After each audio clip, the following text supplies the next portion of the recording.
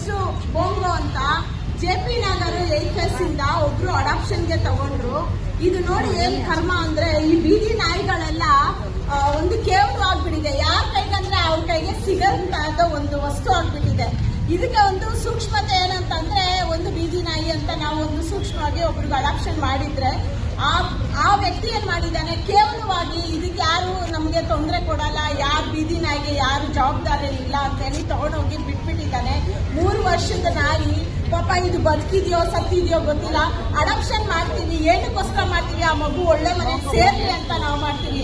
ಆದ್ರೆ ಅವರು ತಗೊಂಡೋಗಿ ಅದನ್ನೆಲ್ಲೋ ರಿಲೊಕೇಟ್ ಮಾಡಿದ್ದಾರೆ. ಈಗ ಅದ್ರ ಬಗ್ಗೆ ಧ್ವನಿ ಇಲ್ಲ. ಪುಟ್ಟೇನಹಳ್ಳಿ ಸ್ಟೇಷನ್ ಕಂಪ್ಲೇಂಟ್ ಆಗಿದೆ.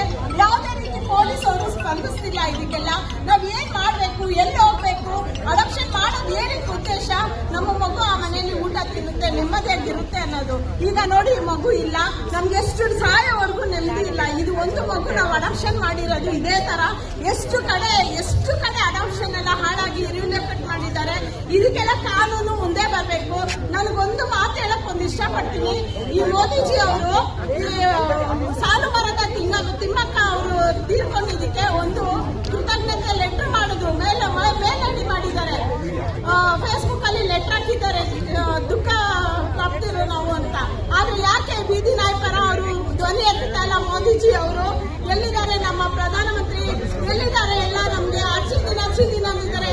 ಎಲ್ಲಿದೆ ಅಚ್ಚೆ ದಿನ? ಇಷ್ಟು ಕಣ್ಣೀರ್ ಆಗ್ತಾ ಇದೀವಿ. ಮೂಕ ಪ್ರಾಣಿಗಳ ಪರ ನಾವೆಲ್ಲ ಧ್ವನಿ ಎತ್ತುತ್ತಾ ಇದೀವಿ. ಯಾಕೆ ನೀವೆಲ್ಲ ರಾಜಕೀಯ ವ್ಯಕ್ತಿಗಳು ಮುಂದೆ ಬರ್ತಾ ಇಲ್ಲ?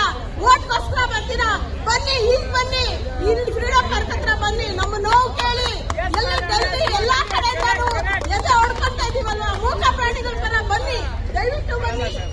ನನ್ನ ನೋವು ಇದೇನಂದ್ರೆ, ಈ ನಾಯಿನ ಎಲ್ಲಾದ್ರೂ ನೋಡಿದ್ರೆ ದಯವಿಟ್ಟು ನಮ್ಮ ಕಾಂಟ್ಯಾಕ್ಟ್ ಮಾಡಿ. 9964746206 ಮತ್ತೆ ಮಂಜಾರಿ ಅಂತ ಅವ್ರ ಮೇಡಮ್ ಅವ್ರು ಕಾಂಟ್ಯಾಕ್ಟ್ ಮಾಡಿ. ಇದರಲ್ಲೂ ನಂಬರ್ ಇದೆ 7483151270. ಇದು ಕಾಂಟ್ಯಾಕ್ಟ್ ಮಾಡಿ. ಪುಣ್ಯ ಬರುತ್ತೆ ನಿಮ್ಗೆ, ಯಾಕಂದ್ರೆ ಇದು ನೋವಲ್ಲಿ ತುಂಬಾ ನೋವಲ್ಲಿದ್ದೀವಿ ನಾವು. ಧನ್ಯವಾದ. Thank you everyone.